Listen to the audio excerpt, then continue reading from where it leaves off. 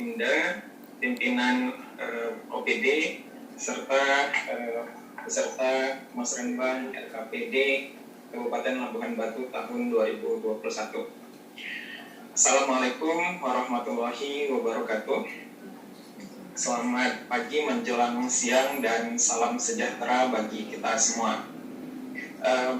Izinkan kami menyampaikan salam hangat dari Bapak Kepala Dinas Kesehatan Provinsi Sumatera Utara yang tadinya berencana untuk aktif sebagai narasumber pada kegiatan ini, namun karena kesibukan beliau sebagai Ketua 2 Bidang Operasi Gugus Tugas Percepatan Penanganan COVID-19 Provinsi Sumatera Utara, beliau harus mendampingi Bapak Gubernur melakukan kunjungan ke Kabupaten Dairi. Baik, pada kesempatan ini kami juga ingin menyampaikan apresiasi kepada seluruh tenaga medis, para medis, beserta pendukung kesehatan lainnya yang sampai hari ini masih bekerja sebagai garda terdepan dalam penanganan pasien COVID-19. Semoga Allah Subhanahu wa Ta'ala menjaga mereka semuanya beserta dengan keluarga dan dapat melaksanakan tugas ini dengan baik. Bapak Ibu peserta Musrenbang yang berbahagia, kami awali paparan kami hari ini dengan penyampaian terkait dengan situasi pandemi COVID-19. Karena apa yang kita hadapi hari ini sejatinya merupakan masalah yang juga dihadapi oleh masyarakat dunia. Sampai dengan keadaan tanggal 21 April tadi kami mengunduh data bersumber Organisasi Kesehatan Dunia WHO bahwa telah ada 2,3 juta lebih kasus yang terkonfirmasi COVID-19, di mana 157 ribu diantaranya berakhir dengan kematian. Kalau kita lihat kondisi hari ini, epicentrum COVID-19 bergeser dari sebelumnya China menjadi Amerika Serikat, di mana keadaan 1 bulan terakhir saja dari 21 Maret sampai dengan 20 April terdapat 50 kali lipat peningkatan kasus. Begitu juga halnya terhadap kematian di Amerika sendiri meningkat 170 kali lipatnya. Bagaimana dengan kondisi COVID-19 di Indonesia? Pada hari ini kami sajikan data keadaan 20 April. Jumlah kasus yang terkonfirmasi sebanyak 6.760 lebih. 590 diantaranya berakhir dengan kematian. Untuk Indonesia, dalam 1 bulan terakhir juga terdapat peningkatan 15 kali lipatnya jumlah kasus yang terkonfirmasi aktif dan berbanding lurus dengan jumlah kematian. Bapak Ibu bisa melihat penambahan kasus baik yang sembuh, meninggal ataupun baru per harinya di layar ini. Dan sampai dengan semalam kita masih melihat tren peningkatan kasus COVID-19 ini dalam posisi yang meningkat, belum mengalami perlambatan ataupun penurunan kasus. Lalu bagaimana dengan situasi COVID-19 di Provinsi Sumatera Utara? Sampai dengan keadaan tanggal 20 April 2020 terdapat 106 pasien yang terkonfirmasi COVID-19 positif, lalu ada 148 orang dalam kondisi pengawasan. Nah, berdasarkan timeline ini kita melihat sejak 21 Maret yang lalu ketika pasien positif COVID-19 ditemukan di Provinsi Sumatera Utara telah meningkat dari 2 menjadi 106. Nah, ini yang ingin kami sampaikan perbandingannya tadi dengan kondisi Indonesia dan dunia, termasuk dengan Amerika Serikat, bahwa dalam sebulan sejak kasus itu ditemukan kita belum melihat perlambatan ataupun penurunan daripada jumlah kasus COVID-19. Begitupun kami mengajak kita semua untuk mempunyai harapan yang positif terkait dengan upaya kita menangani COVID-19. Baik, ini adalah data lebih detailnya.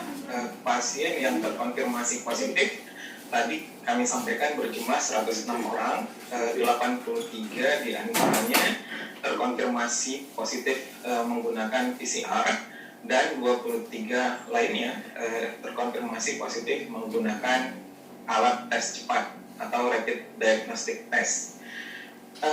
Lalu dari yang 106 positif tadi, 10 meninggal dunia dan 13 kita melihat sudah sembuh dari penyakit yang diderita. Lalu tadi kita ada jumlah pasien dalam pengawasan. Di sini kita melihat pasien dalam pengawasan itu tersebar di 8 kabupaten kota di Provinsi Sumatera Utara, di mana yang terbanyak itu dirawat di Kota Medan. Ada sejumlah 137 pasien.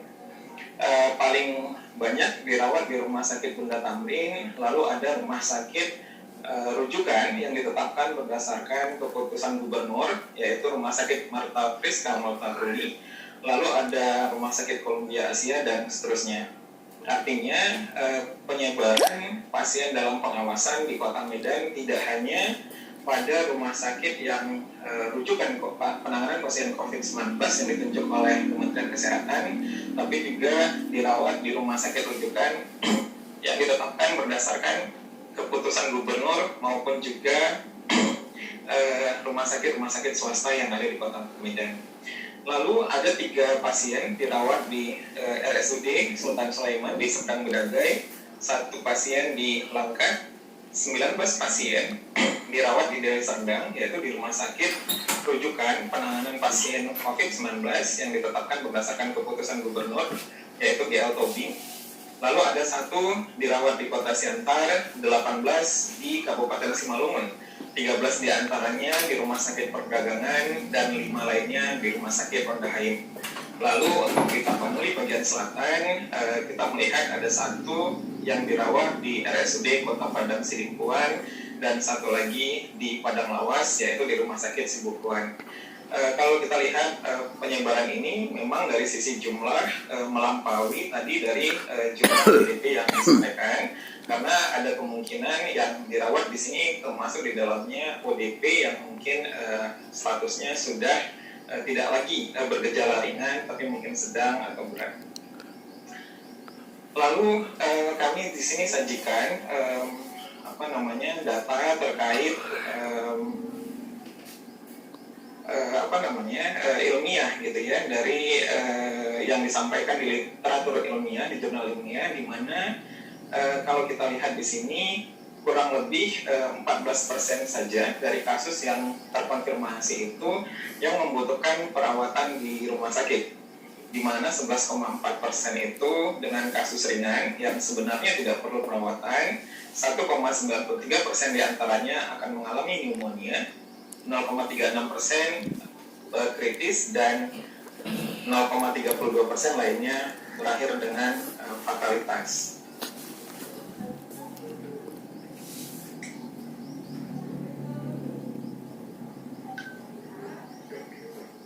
Baik, kami lanjutkan. Dari sini kita melihat ada fenomena yang lebih besar dari situ sebenarnya, bahwa ada 86% mereka yang sebenarnya bergejala tapi tidak membutuhkan penanganan rumah sakit, namun bersifat infeksius, sehingga perlu untuk kita ambil langkah-langkah terkait hal ini. Apakah nanti akan dikarantina di rumah ataupun atau isolasi mandiri.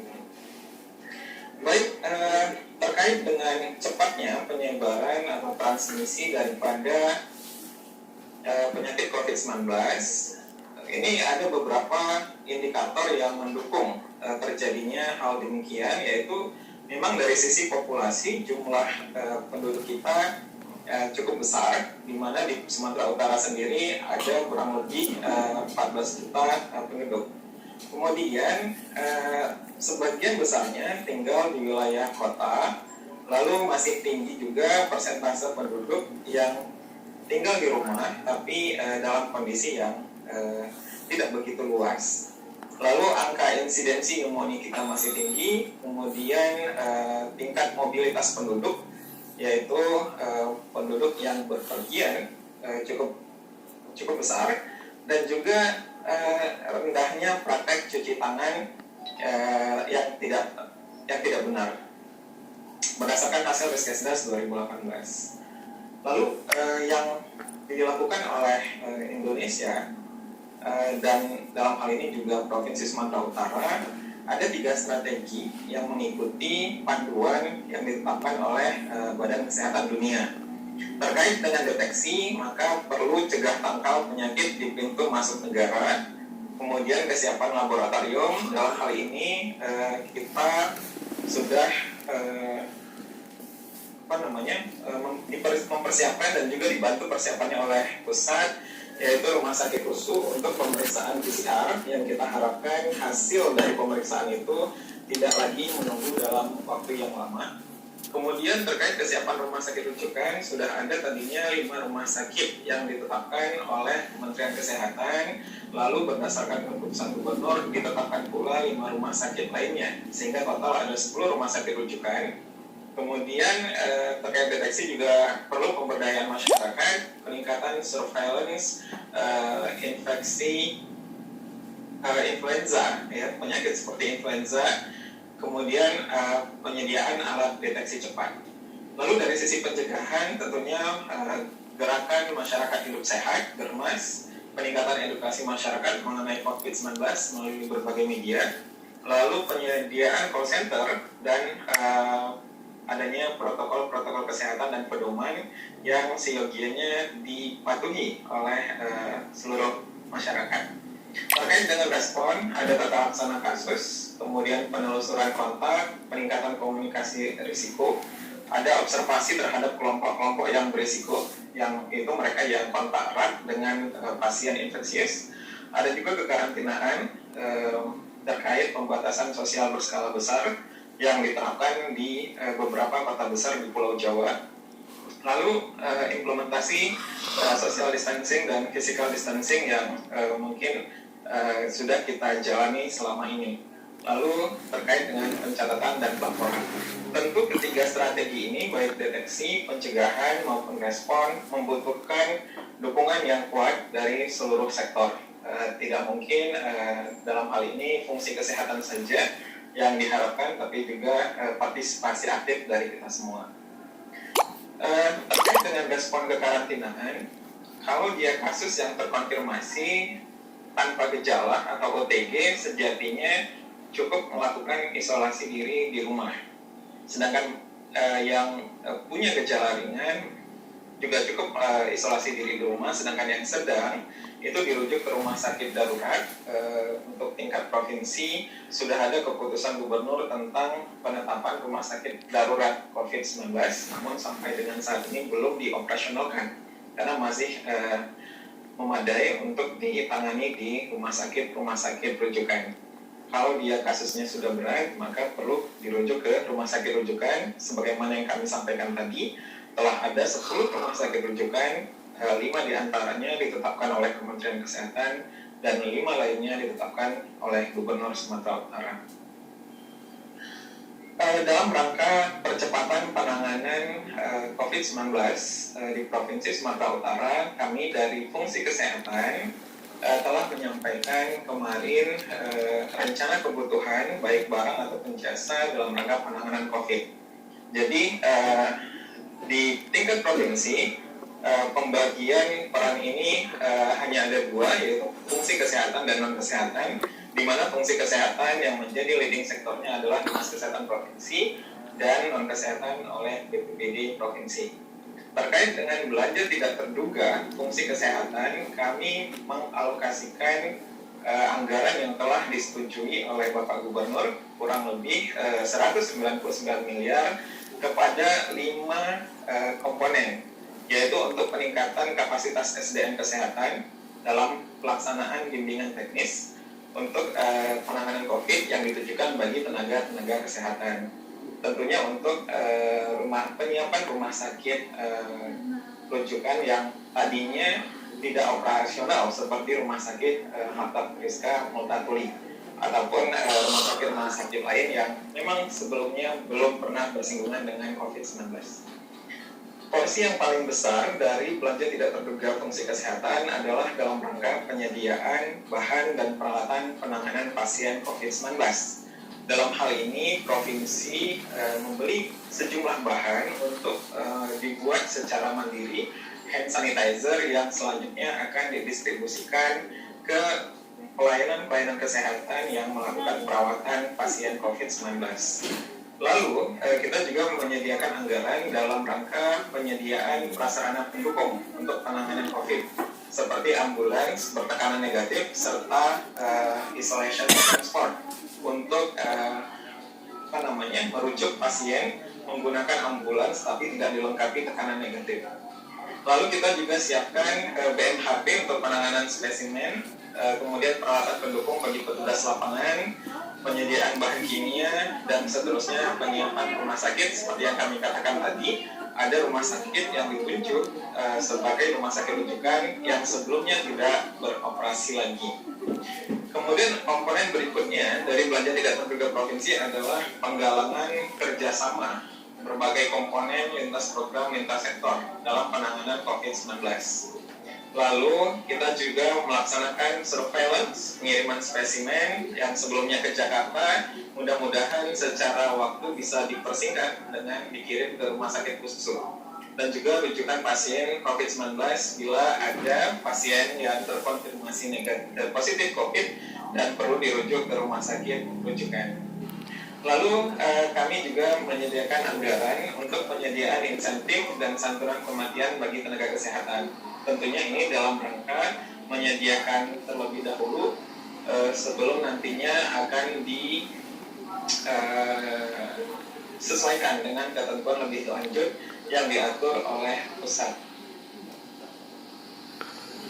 Baik, terkait dengan rencana pembangunan daerah, tentunya dalam hal ini kami mengulang saja bahwa Gubernur Sumatera Utara mempunyai visi Sumatera Utara yang maju, aman, dan bermartabat, di mana kesehatan masuk ke dalam misi yang pertama, yaitu bermartabat dalam kehidupan, dengan harapan masyarakat Sumatera Utara memiliki kesehatan yang prima. Dalam memenuhi visi dan misi dimaksud, kita melihat beberapa isu strategis dalam pembangunan kesehatan, utamanya terkait dengan akses dan mutu pelayanan kesehatan. Dari sisi promotif dan preventif, kita lihat perilaku hidup sehat masyarakat masih rendah.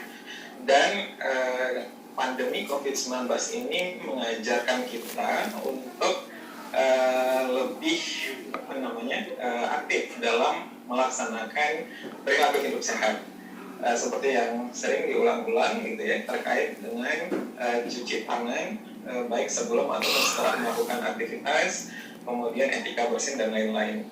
Lalu kita melihat di sini beban ganda penyakit.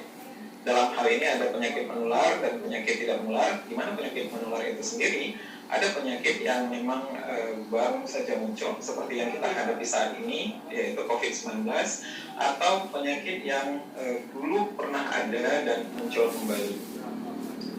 Kemudian kita juga dihadapkan kepada kondisi stunting, yaitu pendek ataupun sangat pendek pada balita, dan beban ganda pada masalah gizi. Jadi bukan hanya kita menemukan gitu ya masyarakat dengan kondisi kurang gizi, tapi juga sebagian dari mereka obesitas atau gizi lebih. Lalu dari sisi kesehatan ibu dan anak serta kesehatan reproduksi yang masih rendah, kemudian dari sisi kinerja sistem kesehatan secara umum belum optimal.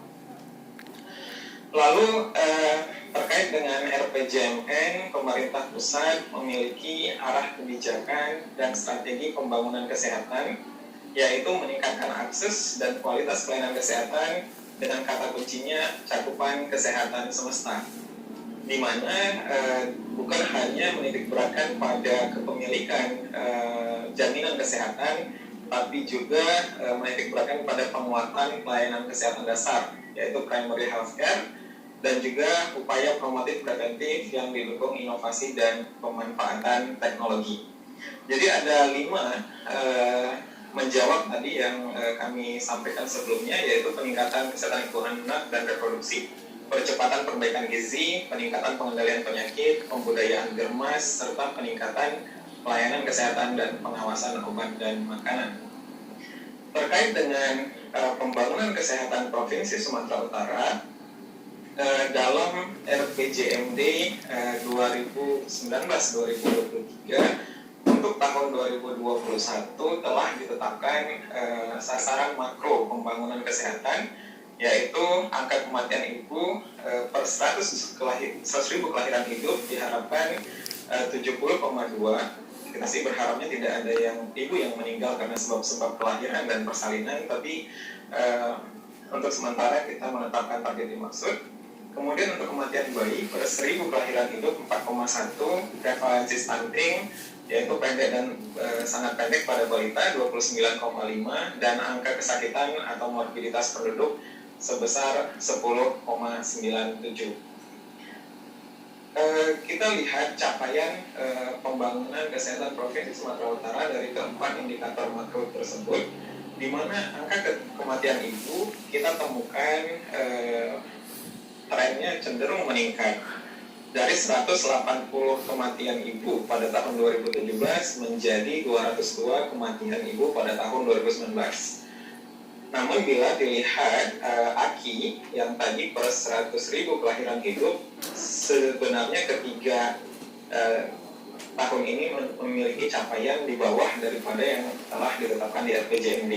Tapi inilah kondisi kita hari ini, bahwa jumlah ibu yang meninggal di Provinsi Sumatera Utara karena sebab-sebab melahirkan ataupun kehamilan cenderung masih tinggi. Lalu untuk kematian bayi, kita lihat dalam 3 tahun terakhir trennya menurun. Di tahun 2017 kita menemukan 1.066 kematian bayi dan menurun menjadi 790 pada tahun 2019. Angka kesakitan kita lihat sempat turun ya, 2017 11,17 menjadi 11,07, lalu meningkat di 2019 kemarin menjadi 11,97. Tentunya dengan kondisi COVID-19 hari ini, maka kita bisa prediksi bahwa angka kesakitan ini juga masih tinggi. Untuk stunting, berdasarkan hasil Riskesdas 2018, prevalensi stunting di Provinsi Sumatera Utara sebesar 32,4%. Lalu berdasarkan hasil survei status gizi balita Indonesia, untuk tingkat provinsi turun menjadi 30,7%. Ini merupakan rancangan RKPD Provinsi Sumatera Utara tahun 2021, di mana kesehatan itu masuk ke dalam prioritas keempat, yaitu peningkatan jangkauan layanan kesehatan. Terdiri dari peningkatan akses dan kualitas sarana prasarana, stunting, gizi masyarakat, kesehatan ibu dan anak, dan pemberdayaan keluarga. Berdasarkan prioritas dimaksud, maka Dinas Kesehatan Provinsi menyusun prioritas pembangunan kesehatan tahun 2021. Jadi ada 6 kegiatan prioritasnya provinsi, yaitu peningkatan kesehatan ibu dan anak, gizi masyarakat, stunting, germas, kemudian akses dan kualitas layanan kesehatan, serta peningkatan sarana dan prasarana. Di sini kami tampilkan program-program yang tadinya mendukung keseluruhan kegiatan prioritas ini berdasarkan nomenklatur program pada RPJMD Provinsi Sumatera Utara dan penyesuaian yang terhadap nomenklatur program berdasarkan Permendagri nomor 90 tahun 2019. Untuk prioritas yang pertama, peningkatan kesehatan ibu dan anak, program yang digunakan adalah program pemenuhan upaya kesehatan perorangan dan upaya kesehatan masyarakat dengan kegiatan pendukung, yaitu penyediaan layanan kesehatan untuk UKP rujukan, upaya kesehatan masyarakat, UKM rujukan tingkat daerah provinsi. Subkegiatan yang langsung mendukung prioritas ini adalah pengelolaan pelayanan kesehatan ibu dan anak, yaitu terdiri dari beberapa aktivitas peningkatan kapasitas petugas, kemudian pendampingan ibu hamil, kemudian penyediaan bahan pendukung, serta dukungan kegiatan bulan bakti Kabid Kesehatan dan juga lintas sektor terkait. Adapun subkegiatan yang mendukung terhadap prioritas ini yaitu pengelolaan pelayanan kesehatan gizi masyarakat melalui pendampingan kasus gizi buruk serta peningkatan kapasitas petugas dalam pemberian ASI eksklusif, dan subkegiatan pengelolaan jaminan kesehatan masyarakat melalui penyediaan PBI provinsi. Kemudian ada kegiatan lain yang secara tidak langsung tapi mendukung peningkatan kesehatan ibu dan anak, yaitu penyediaan fasilitas berupa pengadaan obat dan bahan medis habis pakai. Untuk prioritas berikutnya, peningkatan gizi masyarakat masih menggunakan program yang sama dengan kegiatan yang sama, tapi subkegiatan yang mendukung adalah pengelolaan pelayanan kesehatan gizi masyarakat. Aktivitasnya ada beberapa, yaitu pendampingan kasus gizi buruk, penyediaan suplementasi gizi, yaitu PMT, baik bagi anak sekolah, bagi balita dan juga bagi ibu hamil, khususnya yang dalam kondisi kurang energi kronis atau KEK. Lalu kita melakukan pemantauan terhadap konsumsi garam beriodium dan melakukan aktivitas sosialisasi terkait pencegahan stunting yang ditujukan bagi remaja putri. Prioritas yang ketiga, stunting ini sebenarnya tidak jauh berbeda dengan perbaikan gizi masyarakat. Cuman di sini kita tambahkan subkegiatan. Ya, mohon dipercepat. Baik, baik. Terima kasih sudah diingatkan. Selain yang pengelolaan pelayanan gizi, ada pengelolaan pelayanan penyakit menular dan tidak menular terkait dengan kecacingan pada anak sekolah, dan juga pelayanan kesehatan lingkungan terkait dengan implementasi sanitasi total berbasis masyarakat. Untuk prioritas keempat, penguatan gemas dan keluarga, program yang sama dengan kegiatan yaitu pengelolaan pelayanan kesehatan lingkungan. Terkait pelayanan kesehatan, ada program tadi UKP dan UKM dengan kegiatan tidak hanya pelayanan tapi fasilitas, yaitu berkaitan dengan pengadaan obat, kemudian penyediaan jaminan pemeliharaan, pembinaan pelayanan kesehatan, pencegahan pengendalian penyakit serta pengembangan sumber daya kesehatan. Dan yang terakhir adalah peningkatan sarana prasarana kesehatan yang kita fokuskan pada UPT Dinas Kesehatan Provinsi Sumatera Utara, yaitu Rumah Sakit Khusus Mata, Khusus Paru, Pusta Lausimongo, Rumah Sakit Indrapura, kemudian Laboratorium Kesehatan. Dan di sini ada dua OPD provinsi yang dalam proses untuk menjadi UPT, yaitu Rumah Sakit Haji dan Rumah Sakit Jiwa.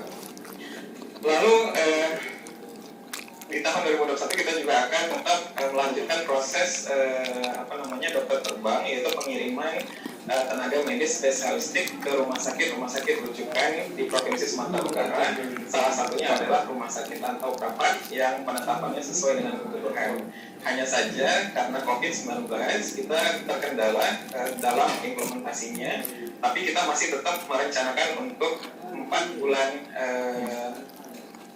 di akhir tahun nanti kalau COVID berakhir gitu ya di provinsi. Tapi 2021 kita akan tetap melanjutkan rencana kegiatan ini. Untuk pelayanan kesehatan bergerak ini kegiatan yang nantinya akan di carry over di 2021 karena terkait dengan penyediaan refocusing kegiatan dan realokasi anggaran, beberapa diantaranya kami nihilkan, kami efisiensi. Terkait dengan kepesertaan JKN melalui PBI provinsi, dari sisi kuota kita melihat tren meningkat dari 2016 ke 2020, tapi karena kenaikan iuran PBI, preminya dari 23.000 menjadi 42.000, maka kita akan melihat kondisi yang flattening gitu ya, tidak ada pertambahan kepesertaan. Karena untuk penyediaan PBI saja itu mengambil porsi lebih dari 1/3 belanja langsungnya Dinas Kesehatan Provinsi. rencana distribusi masih seperti dengan jumlah kepesertaan masing-masing kabupaten kota di tahun 2019 yang lalu. Mungkin itu yang dapat kami sampaikan pada kesempatan hari yang berbahagia ini. Selanjutnya kami kembalikan kepada moderator. Terima kasih. Assalamualaikum warahmatullahi wabarakatuh.